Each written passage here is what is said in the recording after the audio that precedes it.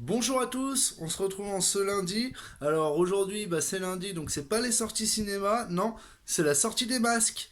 Alors voilà, les masques sont maintenant disponibles en grande surface, dans les pharmacies également. Donc il y a une petite guéguerre, les pharmaciens qui veulent pas que les grandes surfaces vendent des masques. Ben voyons, c'est ça le plus important, c'est de protéger son petit marché, ses petits sous-sous. Je pense que ce soit l'un ou l'autre, en ce moment ils sont pas à plaindre, hein, vu que c'est les seuls ouverts.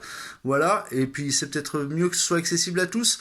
Déjà que les prix, sont assez élevés, hein, puisqu'on arrive à pratiquement 1 euro le prix maximum pour un masque jetable, 0,95 centimes, prix plafonné par le gouvernement, et que les masques en tissu, ça me paraît normal qu'ils soient disponibles en grande surface. Voilà. Sinon, à part ça, là, aujourd'hui, on va avoir une pensée pour le monde de la musique, avec tout d'abord Idir qui nous a quittés, une légende de la musique, voilà, et aussi pour Soprano à qui on doit beaucoup, surtout en ce moment, hein, on a vu à quel point ses bonnes idées étaient même précurseurs avec nos héros du quotidien, et malheureusement, ironie du sort, son papa est décédé du coronavirus ce week-end, donc ce dimanche, une grosse pensée pour lui, voilà, et je vous dis à tous à demain, je vous souhaite une bonne fin de journée, un bon lundi. Bonsoir à tous, on se retrouve en ce mardi et aujourd'hui je vais vous parler d'un petit sujet qui me tient un peu à cœur, c'est la rentrée scolaire. Et oui, la rentrée n'est plus en septembre cette année, elle est d'abord au mois de mai. Voilà, mais alors là j'y comprends plus rien. On nous dit que si on peut garder les enfants à la maison, c'est mieux. Donc bon, pourquoi pas? Moi j'ai ma fille qui est en CP par exemple. Et si je prends ce cas-là, moi je reçois aujourd'hui un courrier, un email on va dire, hein, parce que maintenant ils sont quand même un peu modernes, les profs. Je reçois un email de la maîtresse qui nous informe que rentrée c'est le 14, 2 jours par semaine, donc 2 groupes de 2. Et puis qu'est-ce qui va se passer? 2 groupes de 12, hein, bien sûr. Et donc qu'est-ce qui va se passer? Ceux qui décident de ne pas mettre leurs enfants à la maison, ils n'auront pas le même suivi de la part de la maîtresse. Parce qu'au CP, elle a tellement de copies à corriger, elle a tellement de travail, et ses cours sont tellement prêts à l'avance, qu'elle peut pas assurer à l'école, plus le suivi à la maison. Alors suivi à la maison, j'entends bien, je reçois un polycopié par jour, 3 exercices pris sur internet, le tout avec quelques petites fautes d'orthographe. Bon, je pense qu'il faudra peut-être se mettre d'accord à accorder les violons. Soit ils acceptent tout le monde, soit ils n'acceptent pas tout le monde, mais dans ce cas-là, faut assumer. Et qu'est-ce qu'elle me dirait, la maîtresse, si jamais elle était au collège ou au lycée? Ah là là là là. Tout le monde n'a pas le même train de vie dans ce pays, hein, et tout le monde ne fait pas les mêmes efforts. Bon, sur ce, je vous souhaite un bon mardi, une bonne fin de journée, une bonne soirée, et on se donne rendez-vous demain. Bonne soirée les amis!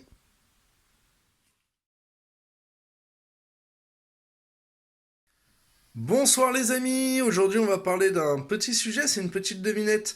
Quel est le point commun entre les industriels, les grands patrons, le gouvernement et la médecine? Allez, je vous ai laissé assez de temps. C'est simple, c'est que pour prendre des décisions, c'est toujours d'une lenteur, et vous savez pourquoi?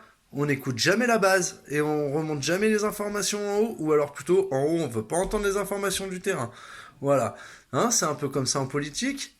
Les maires se plaignent assez que le gouvernement, le président, l'Assemblée ne les écoutent pas. Dans les entreprises, c'est toujours le patron qui a raison et qui prend de haut les petits ouvriers, sauf que c'est eux qui produisent, c'est eux qui connaissent le mieux la chaîne. Et dans la médecine, c'est pareil.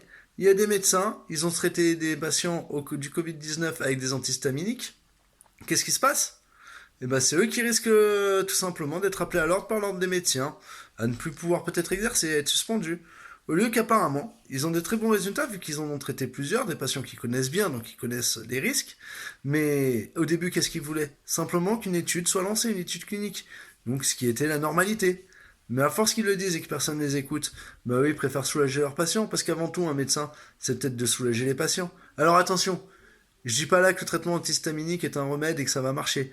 Mais je dis qu'il faut simplement écouter ceux qui pratiquent à la base sur le terrain et peut-être aller aussi un peu dans leur sens. Hein, pas faire comme dans toutes les grandes entreprises, parce que là on n'est pas en train de jouer avec des millions, ou plutôt pas des millions d'euros, mais des millions de personnes.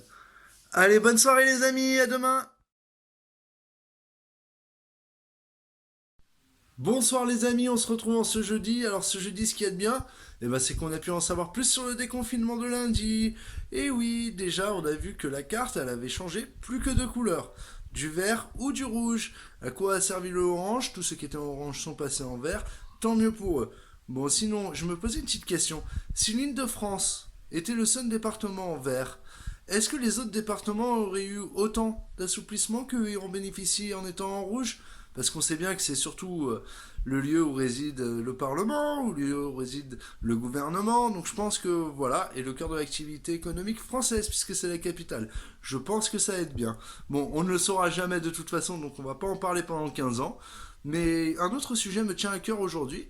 Je suis allé faire deux trois courses et surtout chercher mon fils que j'ai pour le week-end, vu que demain c'est férié. Et je me suis rendu compte quand même que les Français, ils savent pas lire l'agenda. Eh oui, ils ont tous cru qu'aujourd'hui on était le lundi 11, je crois. Beaucoup plus de monde sur les routes, beaucoup de monde dehors. Oh, vous avez pas compris quoi? On peut encore rester confiné jusque plus longtemps, hein, si jamais le gouvernement en décide et s'en aperçoit. Donc soit je me suis dit deux choses, ou les gens ne savent pas lire le calendrier, bon, ça ferait beaucoup d'illettrés en France, ou alors les gens redemandent du confinement.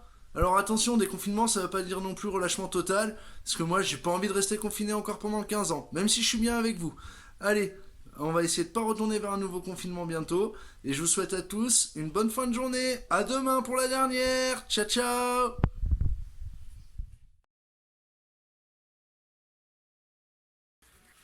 Bonjour les amis, et pour cette dernière, eh ben on se retrouve après le sport, c'est pour ça que là, les chevilles sont un peu ébouriffées.